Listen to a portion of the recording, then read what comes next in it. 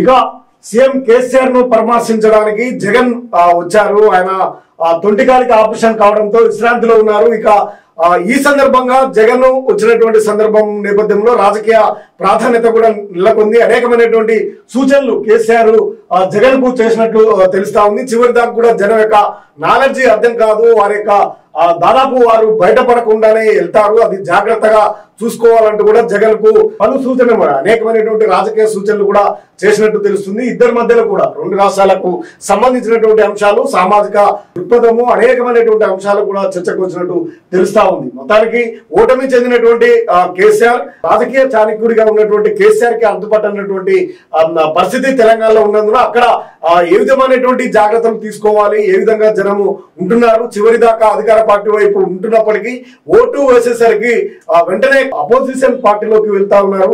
ఆ రోజు వరకు కూడా వెన్నంటనే ఉంటున్నారు అధికార పార్టీకి, అది మాత్రం జాగ్రత్తగా గమనించాలి అంటూ కూడా ఆయన సూచన చేసినట్టు తెలుస్తా ఉంది. జగన్ ను అప్రమత్తం చేసినటువంటి కేసీఆర్ బీఆర్ఎస్ చీఫ్ తో ఏపీ సీఎం భేటీ, ఆయన ఆసుపత్రి నుంచి ఇంటికి వచ్చినటువంటి 20 రోజుల తర్వాత పరామర్శ, అందరికీ సమీక్ష, కుశల ప్రశ్నలు, ఆపై కేటీఆర్ ను పంపేసి చర్చలు, ఓటమి ఊహించలేదన్నటువంటి కేసీఆర్, వైసీపీని చుట్టుముడుతున్నటువంటి కష్టాలు, సీట్ల మార్పుపై వికటిస్తున్నటువంటి ప్రయోగాలు, కాంగ్రెస్ లో షర్మిల చేరికతో ఇంటిపోరు, కాంగ్రెస్ కు మద్దతుగా నిలవద్దంటూ విజయలక్ష్మితో జగన్. ఇక తెలంగాణ మాజీ ముఖ్యమంత్రి కేసీఆర్ గాయపడినటువంటి శస్త్రచికిత్స చేయించుకొని ఇంటికి కూడా చేరుకున్నాక 20 రోజులకు ఏపీ ముఖ్యమంత్రి వైఎస్ జగన్మోహన్ రెడ్డి ఆయనను పరామర్శించారు. ఏకాంతంగా ప్రత్యేకంగా కూడా పరామర్శించారు.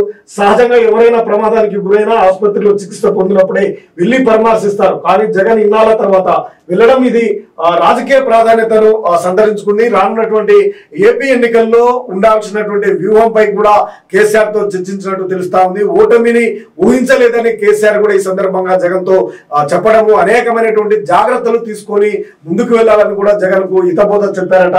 అనేకమైనటువంటి జాగ్రత్తలు తీసుకోకుంటే చివరి దాకా కూడా అధికార పార్టీతో ఉంటున్నటువంటి ప్రజలు ఆ తర్వాత వెంటనే ప్రతిపక్షాల వైపు మొగ్గు చూపే అవకాశాలు ఎక్కువగా కనిపిస్తా ఉన్నాయి.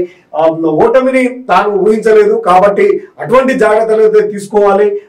కాంగ్రెస్ మద్దతుగా నిలవద్దంటూ తల్లి అయినటువంటి విజయలక్ష్మితో రాజీ కుదుర్చుకోవాలి. షర్మిల వల్ల ప్రభావం ఉండటం వల్ల కాంగ్రెస్ పుంజుకునే అవకాశం ఉండడం వల్ల కాంగ్రెస్ పుంజుకుంటే జగన్ కే కష్టాలంటూ కూడా చెప్పినటువంటి హితబోధ, తల్లిని మాత్రము కాంగ్రెస్ వైపు వెళ్లకుండా చూడాలని కూడా సూచించినట్టు తెలుస్తా ఉంది. ఈ సందర్భంగా అనేకమైనటువంటి రెండు రాష్ట్రాలకు సంబంధించినటువంటి రాజకీయ చర్చలు చేసినటువంటి ఈ తరుణంలో ఇది ఎంతో ప్రాధాన్యత నెలకొంది. ఏపీ సీఎం ఎవరైనా ఆసుపత్రిలో ఉన్నప్పుడు పరామర్శిస్తారు, కానీ ఇంటికి వెళ్ళిన తర్వాత ప్రశాంతంగా ఉన్నటువంటి సమయంలో కేవలం ఎన్నికలకు సంబంధించినటువంటి అంశాలనే ఇరువురి మధ్య చర్చకు వచ్చినట్టు తెలుస్తా ఉంది. కొంతమేరకు కేటీఆర్ ఉన్నప్పటికీ కేటీఆర్ ను పంపించి ఇద్దరే ఏకాంతంగా అనేకమైనటువంటి విషయాలపై చర్చించినట్టు తెలుస్తా ఉంది. రానున్నటువంటి ఎన్నికల్లో ఏ విధంగా వ్యూహాత్మకంగా ముందుకు వెళ్ళాలి, అక్కడ ప్రజల్లో ఉన్నటువంటి పరిస్థితులు ఏంటి, అక్కడ ఉన్నటువంటి ప్రజా వ్యతిరేకత ఏ విధంగా ఉంది అనే అనేకమైనటువంటి అంశాలను కూడా ఇరువురు చర్చించినట్టు తెలుస్తా ఉంది. ఏదేమైనప్పటికీ ఓటమి